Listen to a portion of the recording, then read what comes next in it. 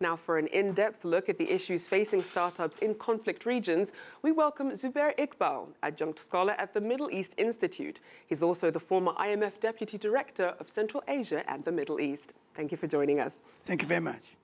Now, what would you say are some of the financial benefits of investing in some of these startups in war-torn countries? Well, you see, the financial benefits are quite obvious because the returns are very high, at least in the short run. And the required investment and expenditure isn't that large. Given the circumstances in many of these places and given the shallowness of the market, startups can actually go in and establish themselves fairly quickly and meet the very, very basic demand that exists.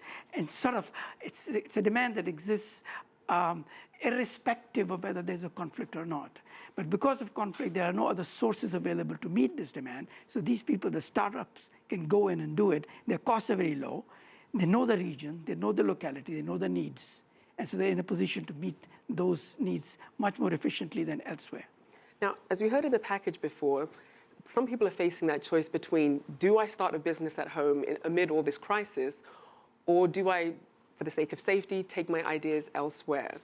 What do you think about that? No, that's a very interesting issue. The reason is the following. It depends upon what point of conflict you are at. If it's a conflict which is in the process of resolution, or there is expectation that it's going to be resolved fairly quickly, or in the foreseeable future, then it's in your interest to invest over there, because then you're in a position to benefit once the peace starts to dawn, as you may call it. However, if the uncertainty is so significant that you cannot expect it to become normal in the short run or even the medium term, then you would like to go elsewhere. For example, rather than investing in Damascus, you might like to go and invest in Dubai. Right. Now, in terms of the programs that are in place to help these startups grow, whether it's in their home country or people emigrating for safety reasons, are there any big programs in place? Like, has the IMF reached out, or the United Nations, to try and include that as maybe part of their funding for countries? Not really.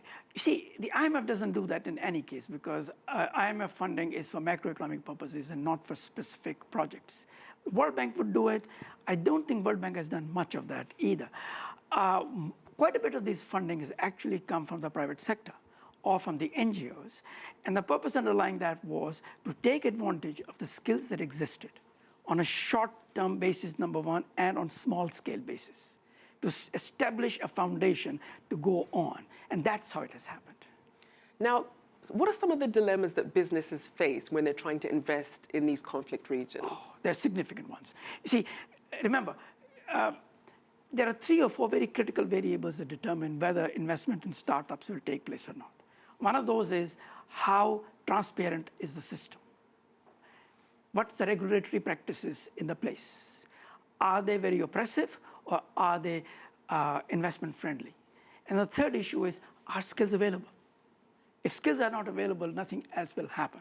Should the skills be available, under those circumstances, if regulations are friendly, and if venture capital and other sources of funding are made available to them, then you can expect these things to catch on. For example, this is what's happening right now in Saudi Arabia. Saudi Arabia has established a special fund for venture capital purposes.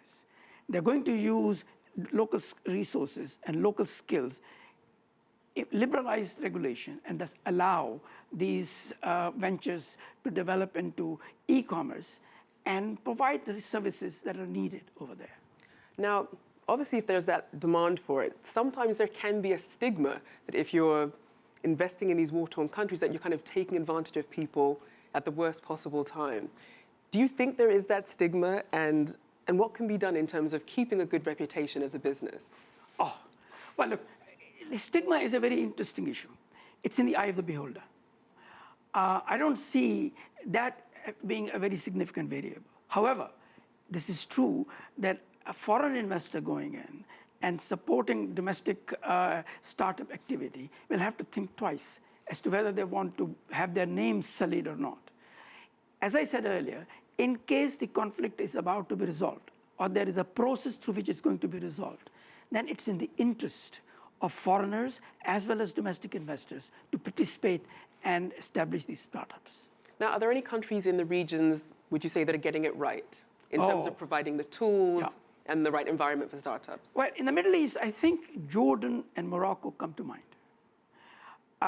Because both of these countries have had fairly comprehensive reforms to go into effect, and therefore they have become liberalized, and they've got resources coming in, and there is confidence that they are going to make it.